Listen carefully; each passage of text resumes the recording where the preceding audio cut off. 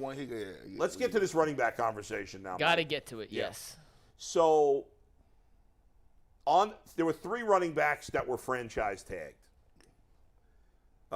Josh Jacobs, Tony Pollard, and Saquon Barkley of the Raiders, Cowboys, and Giants, respectively. None of the 3 reached an agreement with their teams on a long-term extension, so they will play on a Now, what is the franchise tag for running backs? It's like $8 million something? It is $10 million, $10.1 million. It's the only position in the NFL that saw the franchise tag go down in value over the last 8 years. Everything else has skyrocketed. Running backs actually gone down. So, it was an interesting tweet. I think, was it by Schefter that had the tweet on Nick Chubb? That Nick Chubb's the last running back to sign a multi-year, $10 million contract, correct? Multi-year contract of $10 million or more. Nick Chubb 2 years ago.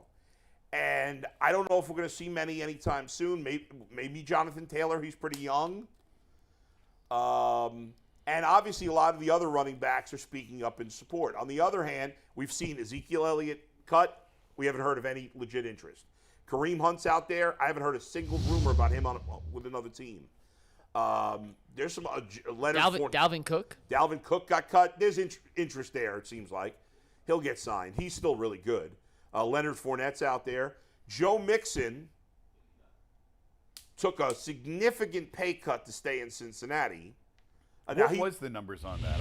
So he was, I think, supposed to make, I want to say 11 and change this year. Okay. And now he's making 6 and change. Wow. And he did the same thing for next year. But the reality is it was a smart move by both Mixon and the Bengals because if he didn't take a cut, the Bengals were going to cut him. Yep. And what was he going to get? Right. You've already got, Cook's ahead of him. Now, is he ahead of Zeke and Hunt? Yeah, I guess. Yes. But how much money is there to pay a running back? Who needs running backs at this point? Not a lot of teams. So I think it was a wise move by him, and it was smart by the Bengals. I look at the Browns next year. I think they're going to have to do the same thing with Nick Chubb. Nick Chubb's cap hit next year is $16 million. If they cut him, they would save 12 of that $16 million. Yeah. They're not going to take a $16 million cap hit on a running back. That's just, nobody's doing that anymore. This year it's almost $15 million, and next year obviously it's $16. I think they may look to renegotiate. Now, there's a couple different angles on this.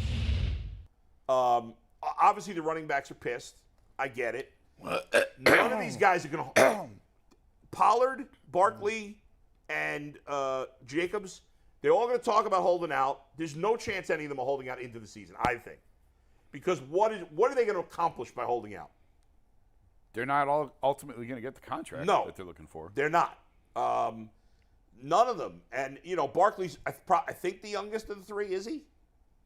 I don't know. I'm not sure. But Barkley was drafted. Yeah, Barkley's the youngest of the 3. Yeah, I just think we're at a place where teams are not going to commit to running backs long term. I don't know that we're going to see many of these.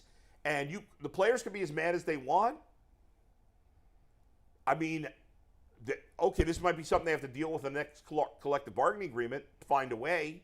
I don't know what they would do. Maybe take running backs out of the salary cap. I don't think the owners would agree to that. No. But I don't know what the solution is. I don't know what their recourse. They've almost become middle relievers in baseball. Like, just sort of cycle through. You get what you get contract-wise. And, and if you don't like it, we're going to replace you. Yeah. It's really unfortunate because of the physical pounding that the position takes. Yeah, it sucks for those guys. But I don't blame teams for doing this. No. Because we've seen that you don't need a great back to win a Super Bowl these days. And I don't know that it's ever – I mean, think about where the NFL was 30, 40 years ago. It was all built around the running back. That's right. And it has swung so wildly. I don't know – a lot of times these things are cyclical and they come back around. I don't know if this is going to come back. Look at this. The last 5 Super Bowl winners, leading rushers. They're all just guys. That's a who's who of who. Yeah, yeah. And here – I mean, look at that. Yeah. Percy Harvin was their lead – well, who was their leading rusher during the season? Marshawn Lynch, but in the Super Bowl, it was Percy Harvin with 42 yards. Well, that's not a great, but I mean, there's a lot. That was the last halfway decent year of Lynch's career. It wasn't peak Lynch either. There's a lot of first round picks in this list, though. A lot of like who? Leonard Fournette, Percy Harvin was a first round pick. Yeah, but Percy Harvin's not a running back. Leonard Fournette was the only first round pick of the last 10. And he's not that good. He's been, he hasn't been a great back. As this pertains to Nick Chubb, Yeah. I think that there's always anomalies in the market. There's always anomalies. There's always outliers. And other teams have had outliers before. Like, some people say you don't pay quarterbacks. You don't have two quarterbacks on the roster making a bunch of money. Well, we've seen the San Francisco 49ers, they just can't find one, so they just keep one. They bring one back at a decent price and keep rolling with it. If I'm the Browns, and I'll be anxious to see what he does this year. And I'll preface this on what he's going to do this year. If Nick Chubb comes back and say he leads the league in rushing at 1,600 yards, right? And 16, somewhere around that, and he has a dynamic year, catches the ball out of the backfield, they're going to be a hard press to cut him. How old is Nick Chubb? Believe 27, but I'll double check.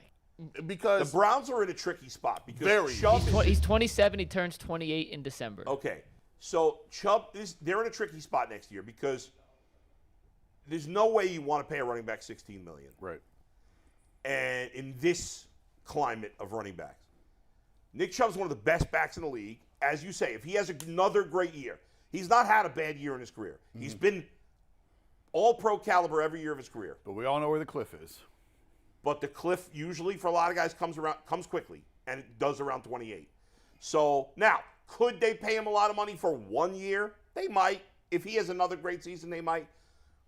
But unlike Mixon, who at this point, like any team that wants to renegotiate with a running back is smart to do it now because the running back market is completely oversaturated. Mm-hmm. So Mixon knew, hey, I'd rather get $6 million and be one of the best teams in football than be on the free agent market, sign for $3 million with some shitty team. Right. So I don't know what the situation is going to be like next year. Will it be as oversaturated?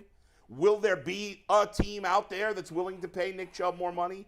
I don't know. I can't imagine at 28 another team is going to give him a long-term deal. The issue, real quick, G, the issue with running backs, and I feel bad for running backs. Yeah, it sucks for them. I genuinely feel bad, and I don't get the victory lap some people are taking online about running backs not getting paid. The issue with the running back position is you get paid for what you will produce, not what you have produced. And as soon as a running back in their NFL timeline is up for renegotiation, they're right near that cliff. And it's hard to negotiate and pay a guy and project he'll still be the same player he was the first couple years of his career down the line. Derrick Henry's the exception. Like, Derrick Henry's don't come around very often. We don't see guys. Right. Derrick Henry's going to turn 30 this year. Yeah.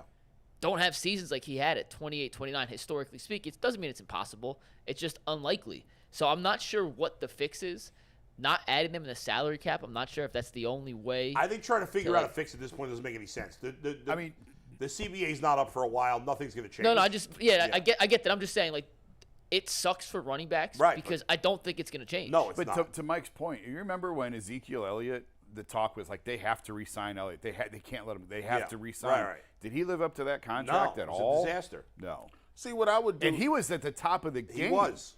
When he signed that. And I believe he was younger than Nick Chubb will be next year. I think that's probably accurate. It all goes to the fact that they make you waste your best years in college. College. Yes. I'd eliminate the age limit.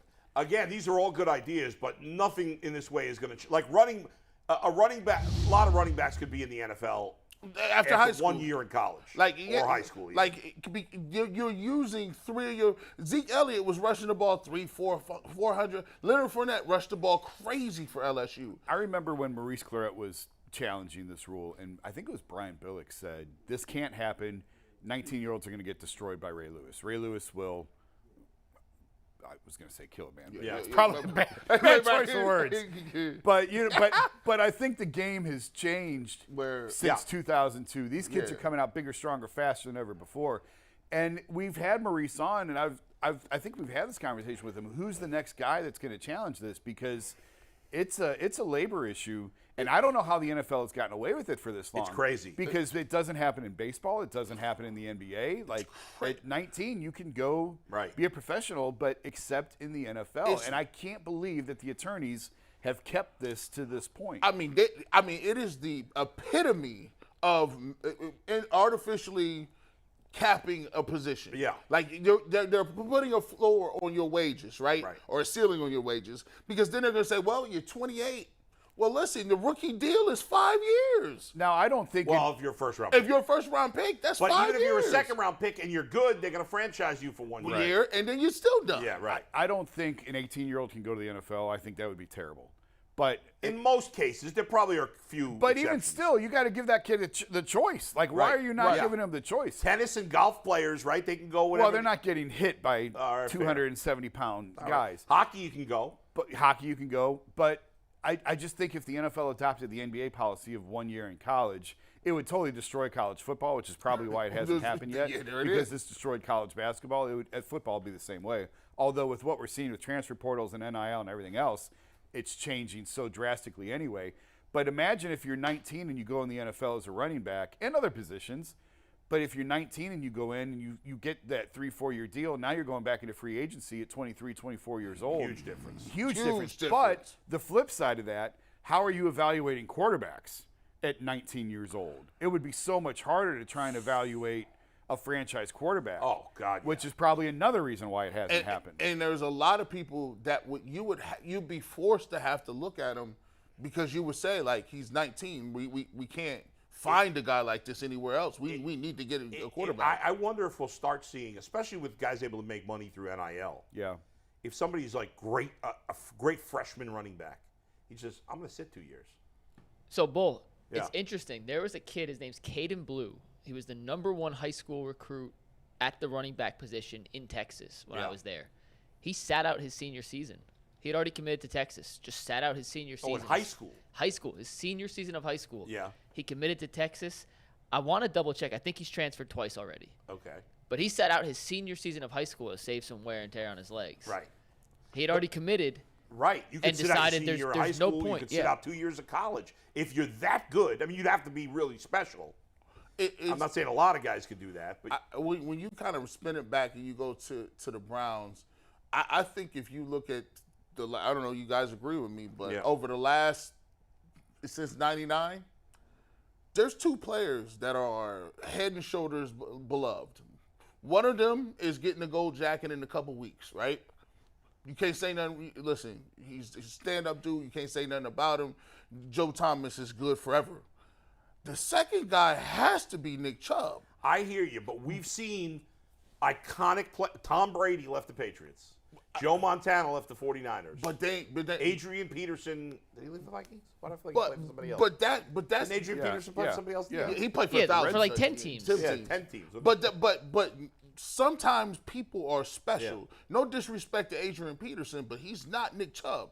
If you talk about what I mean, he's not Nick Chubb. He's an all-time back. he's no? not, character-wise, he's not Nick Chubb. Oh, character-wise, yes. When I would agree with that. when you talking about Nick Chubb, Yeah.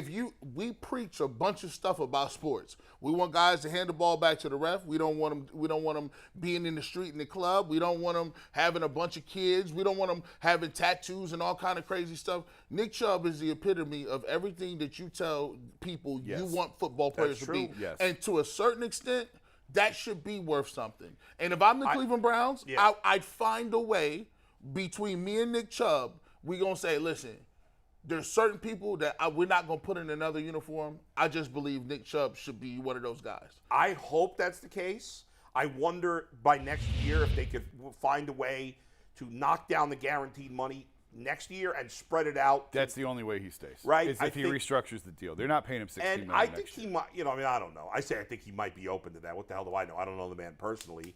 But if he wants to stay here and he doesn't think he can get a long-term deal of significantly more money, it would be a shame to see Nick Chubb in another uniform. To That your- would be a shame. Fans don't want to hear this, but I'm going to tell you anyway. GMs say it all the time in terms of the fan and what he means to the Yeah. fans. If you think like a fan, you're going to be sitting with them. And the GMs just don't That's care. true. GMs don't care. That's true. Front offices don't care what the fans. They don't. Sometimes, feel.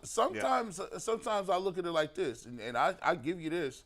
If it's between Jedrick Wills $14 million and Nick Chubb 16, sorry, Jedrick. No, I totally disagree. Where are you going to find another left tackle? Jedrick Wills is Where are you going to find another left tackle? Y'all put DeJuan Jones at left tackle.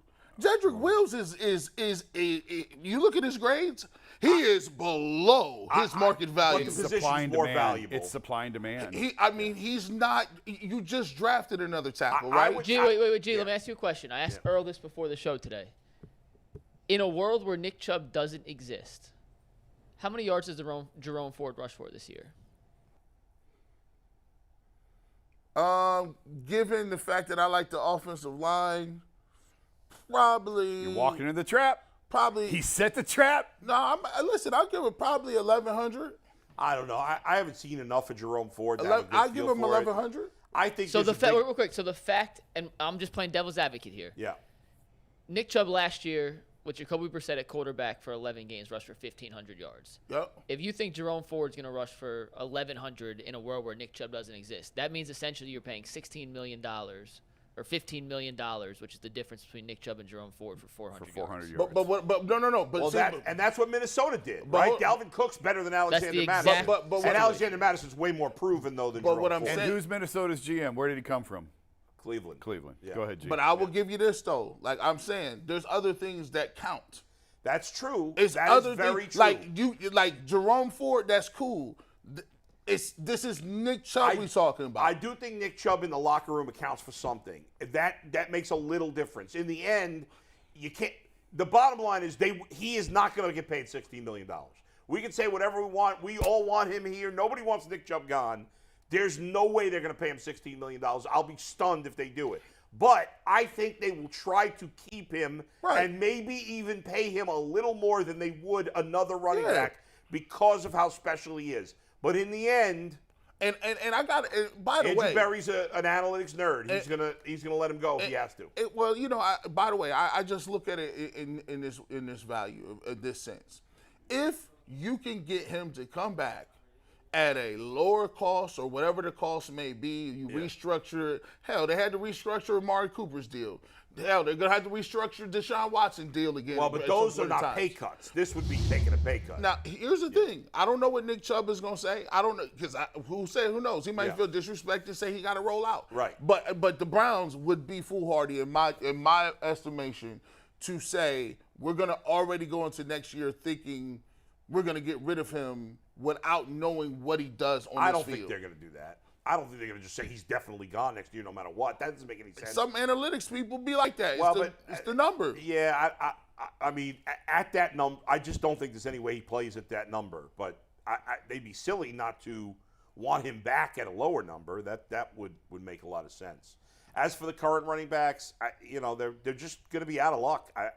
I don't know. You think Jonathan Taylor is going to get a long-term extension? Was it next year?